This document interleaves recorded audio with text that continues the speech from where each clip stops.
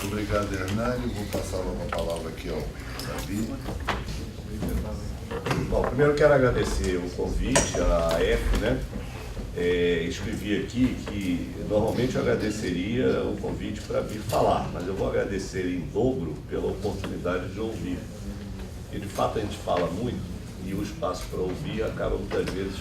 Então a inversão de pauta aqui foi muito importante, porque a apresentação do livro nitidamente mostrou que há um material que precisa ser trabalhado, que eu já comecei a ler, inclusive, por curiosidades diversas, e que traz pontos importantes aí para a gente pensar questões, talvez até um pouco além da temática mais estritamente financeira que o Hernani abordou, que é a central, porque o BEN 10 é, antes de qualquer coisa, um banco, tá certo?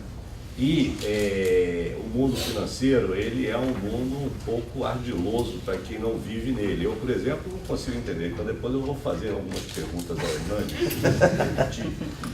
Eu não consigo entender como é que você troca e vai para uma captação externa com um risco alto, e isso diminui o risco. Eu não consigo entender essas questões. Então, eu não sei o limite exatamente que a TLP, a TJLP, isso é uma lacuna de conhecimento meu, mas quem está num banco, opera, sabe que balanço de banco é todo ao contrário do normal, né?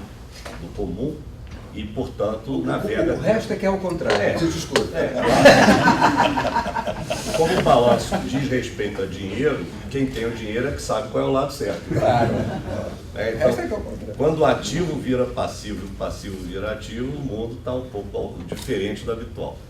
Mas, de todo jeito, foi, além de ouvir o Hernani, e aquela conversa de dezembro levou você a fazer uma atualização já com mudanças bastante importantes de postura, e a minha de dezembro me levou a ficar em mais dúvida que eu já tinha em dezembro. Tá? Tanto que, após a nossa conversa de dezembro, eu participei de um outro debate sobre o BEN 10, dessa vez no IBRE, e eu levei uma ideia de BEN 10 em transição, mas que eu não sei desenhar exatamente.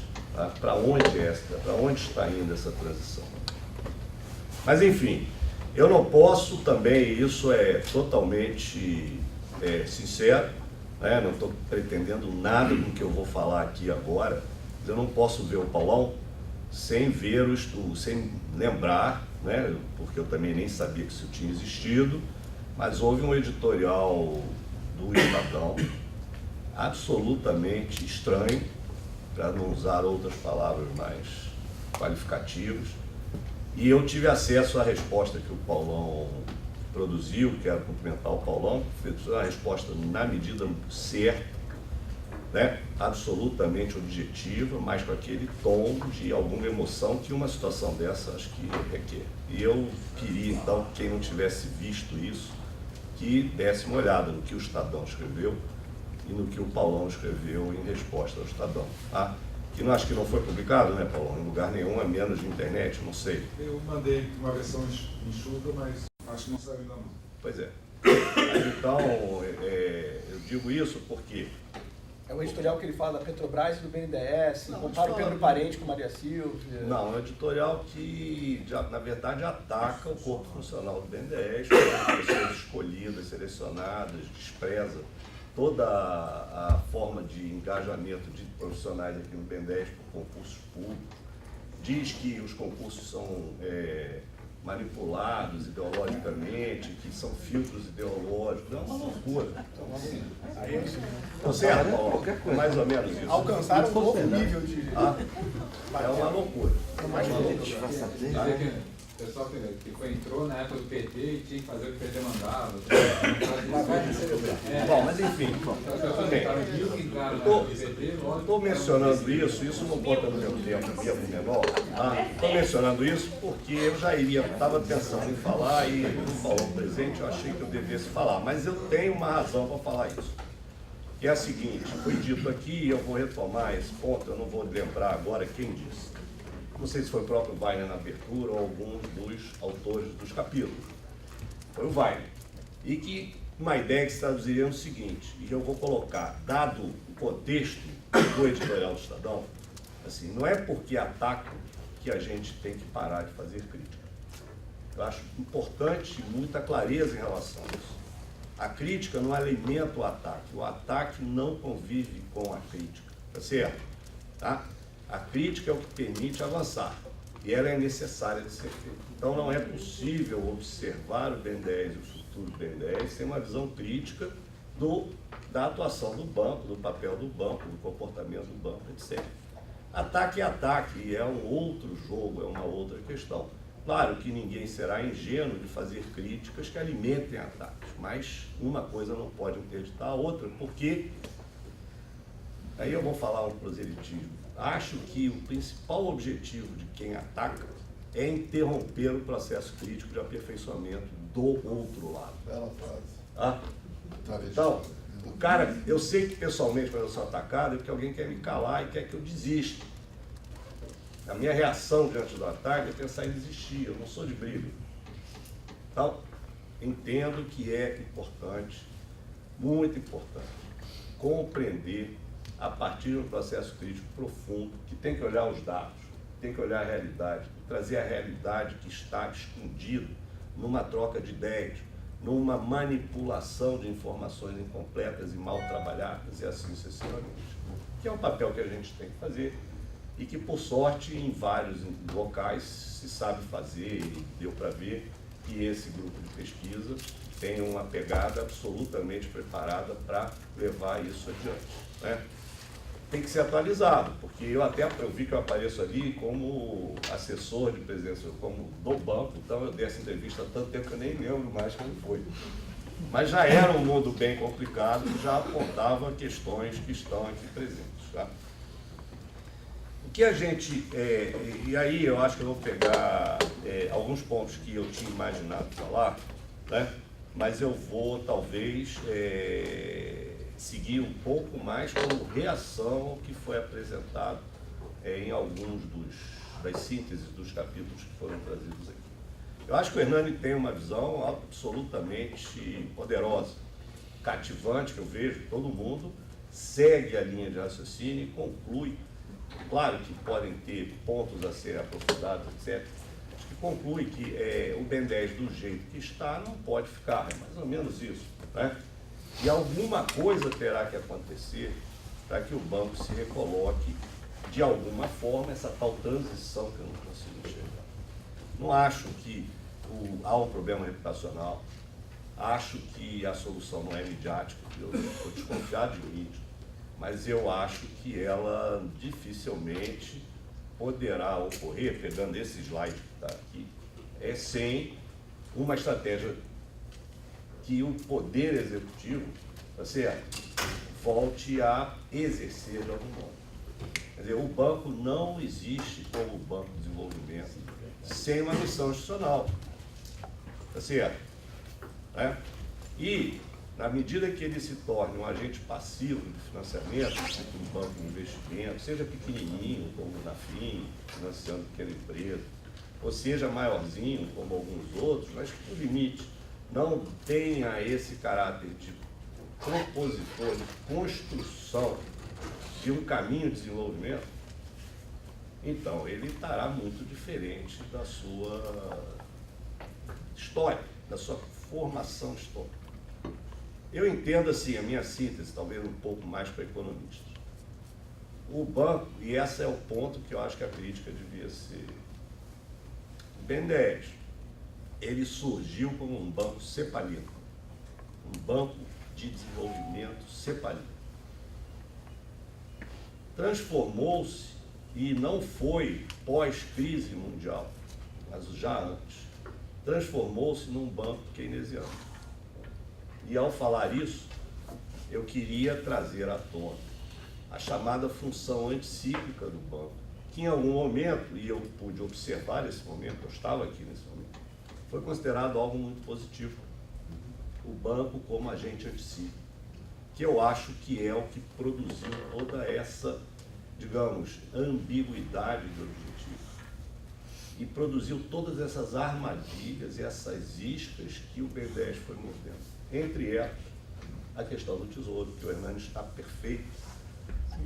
Ao fazer uma relação mais visceral com o tesouro, o banco virou uma arma política a ser destruído pela oposição política aos Estados, coisa que nunca tinha acontecido anteriormente. O banco antes era uma arma de viabilização de projetos estruturantes, governo, força e tal, e todo governante gostaria de ter, para quando chegasse a sua vez, ele pudesse ter um banco para ter os instrumentos de financiamento de ações públicas diretas do próprio governo, né? E também as ações referentes ao capitalismo brasileiro, que é essa coisa esquisita que existe aqui.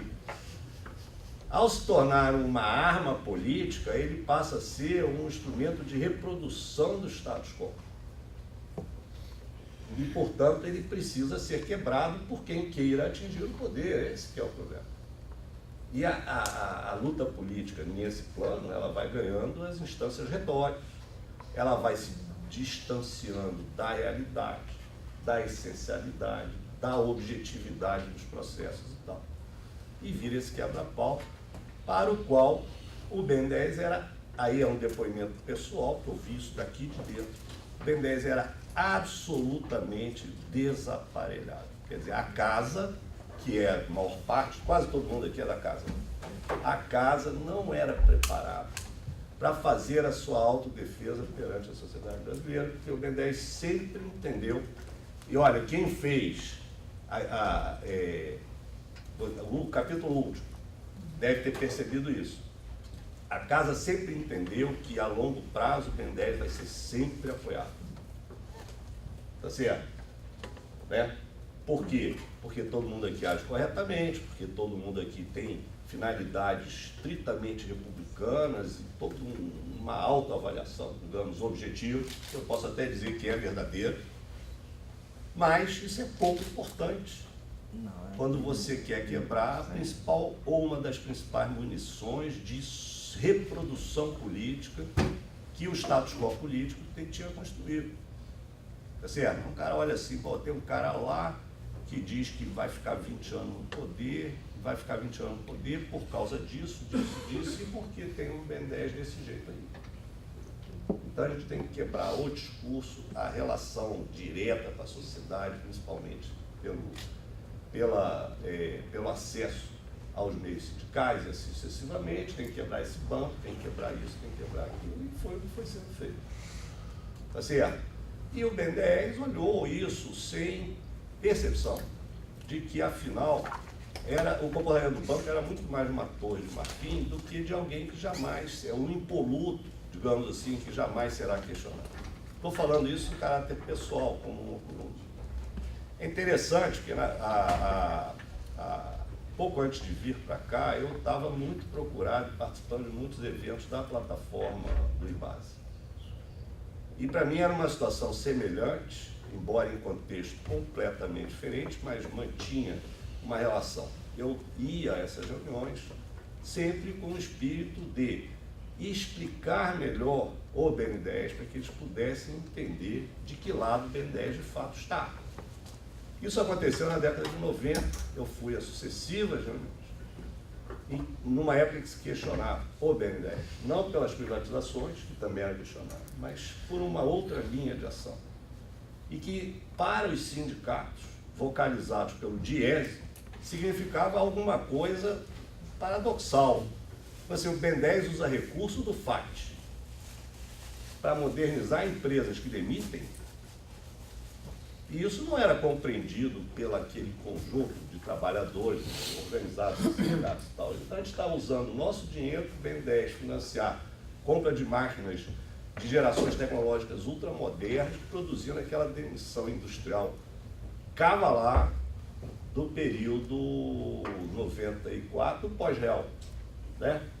Aí eu ia lá tentando, então, olha, isso aqui tem que ser posto em perspectiva de longo prazo. A indústria precisa demonstrar uma capacidade de resposta a esse processo de abertura, a essa situação, etc, etc, etc.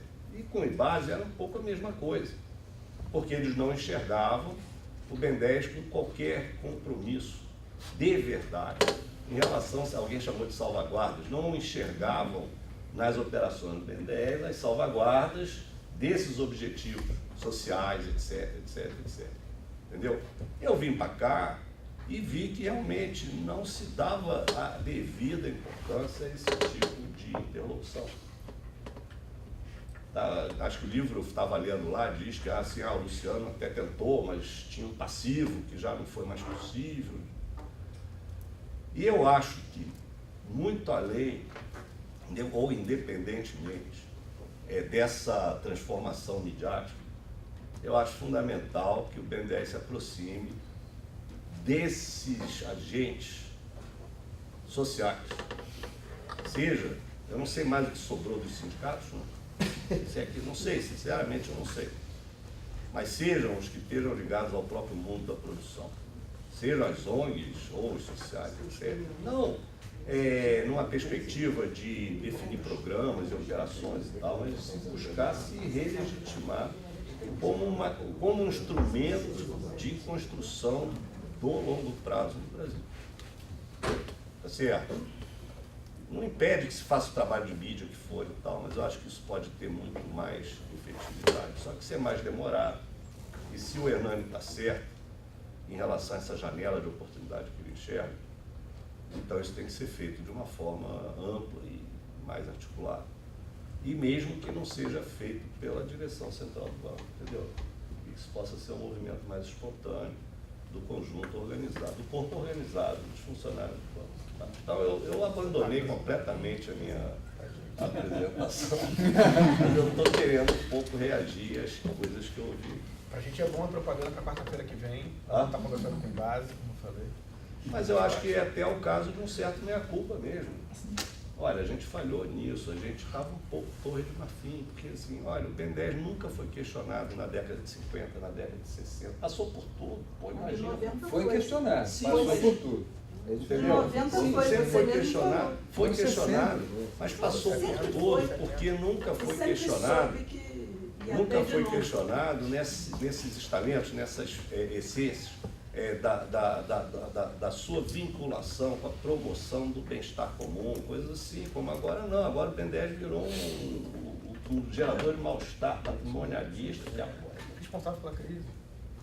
Até a crise dos caminhoneiros. Até a crise dos caminhoneiros. Eu juro que eu não acreditei quando os caras querem me falar que a crise era culpa do BNDES. Essa que tem os caminhoneiros. a gente está fora dessa. O subsídio aumentou muito o número. Eles ficaram endividados, aí querem coisa barata. Porque eles tomaram muita dívida? Tem muito caminhão, tem caminhão demais. Não é falta de PIB, não, é falta de caminhão. Então, mas... Excesso de caminhão, assim. Muito caminhão. Não, tá bom assim mesmo. Certo, ótimo essa dívida. Então, mas Estou fluindo desse prazer. Então, entendendo assim, eu como ex-fumante, assim, eu percebo, é a minha percepção, assim, você chega ao médico e fala assim, estou com uma dor no dedão do pé, você fuma, então você tem que parar de fumar. Então, assim, olha, deu errado alguma coisa, tem BNDES, então foi o BNDES. Tem que parar com o BNDES. Tá? Mas, voltando ao ponto, vamos pegar o exemplo dos caminhoneiros. Tá? Não tem relação, isso é uma inferência, uma busca de mordomos, né? De suspeitos, que você não consegue relacionar. Mas tem um ponto aí que é possível de ser colocado, não como causador de tudo que aconteceu, mas um programa de modernização da frota, que já havia sido feito pioneiramente, inclusive, com o nome de Moderfrota, numa crise anterior, na de 2003, foi na entrada exatamente do PT e do Lessa, tá certo? Foi reeditado de certo modo, em outra roupagem mais esquisita, via PSI e tal, assim, em um outro contexto.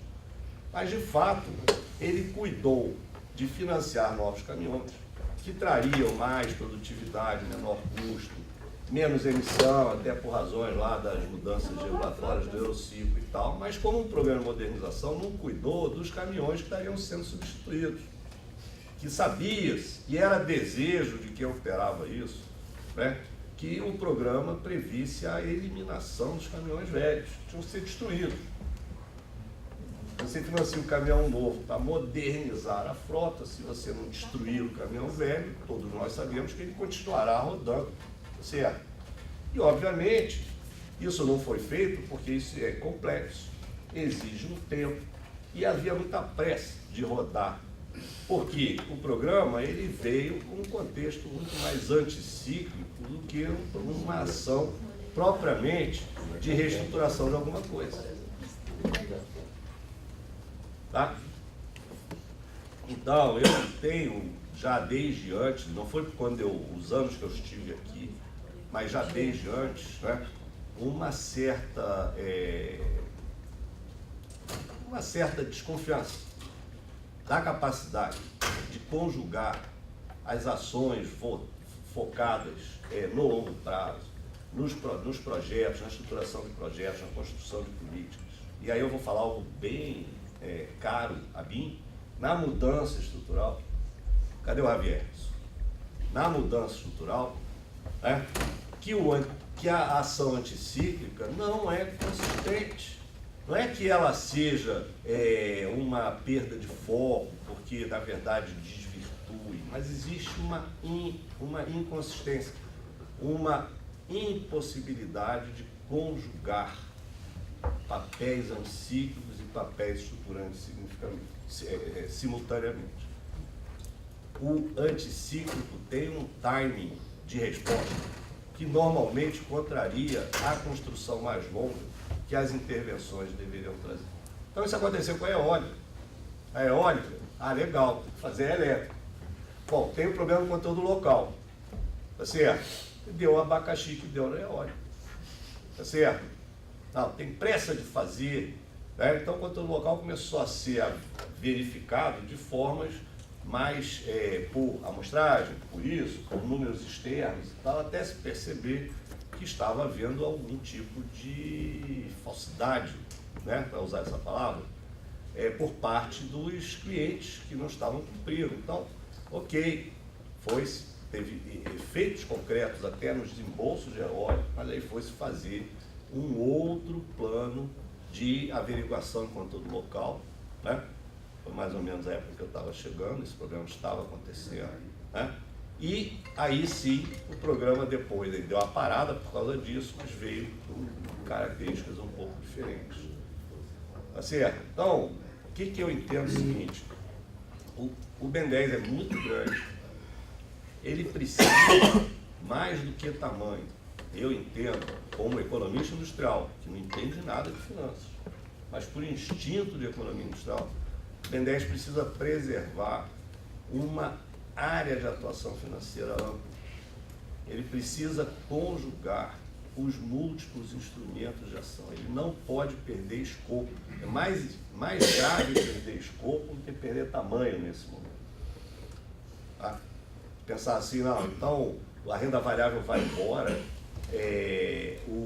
fica só tal coisa, o indireto desaparece, porque o indireto, né, ele tende a desaparecer à medida em que a taxa não é mais atrativa. Se um banco já opera apenas para morder uma corretagem da taxa atrativa, se a taxa já não é mais atrativa, o banco vai usar a captação dele e já é.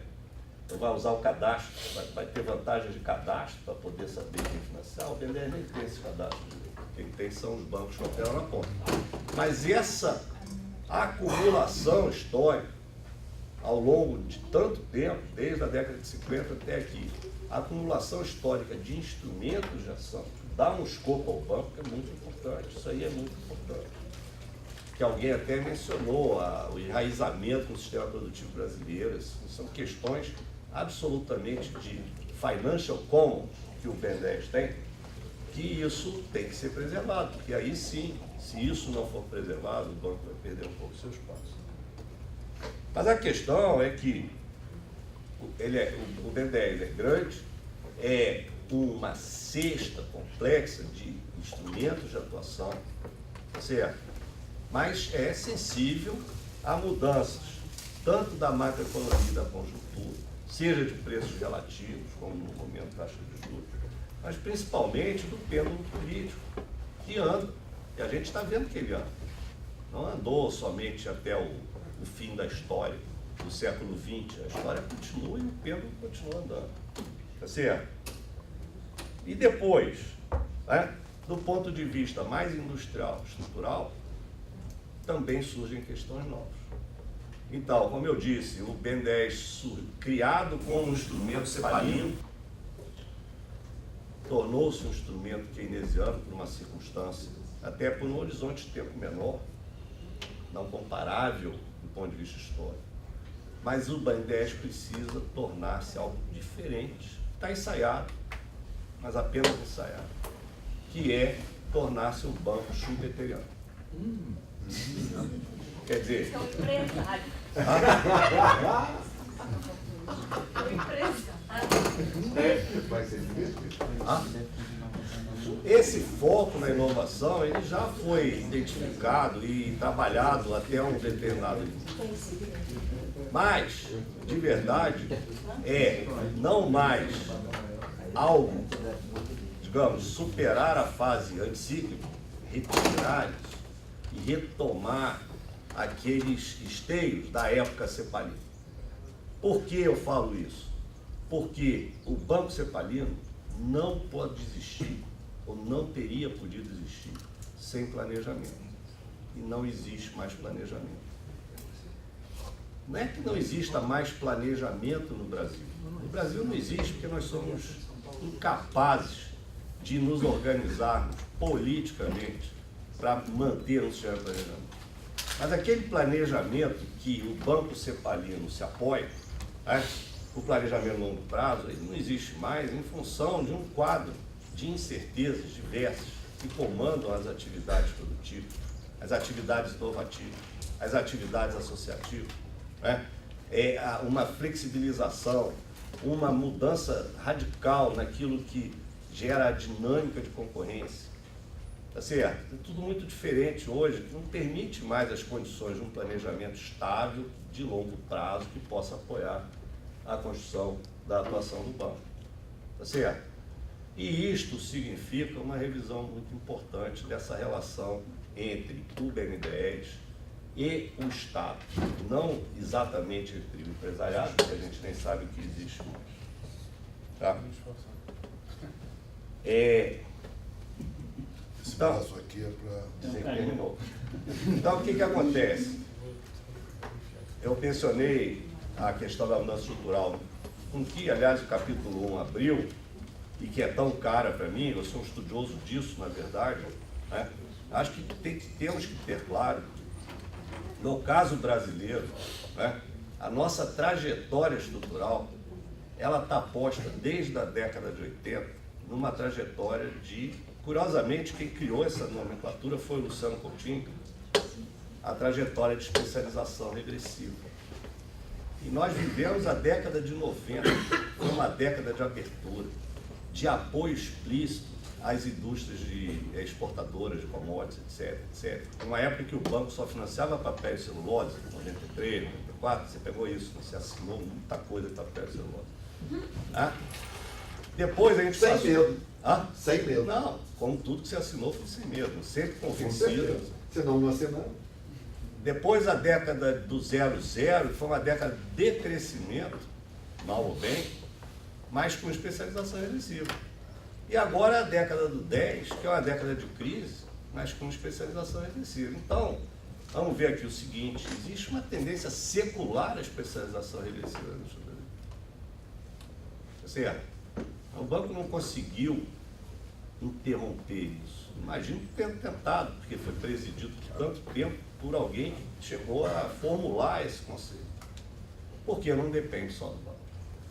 Tá certo? Não depende só do banco. O banco não tem força para atuar contra isso.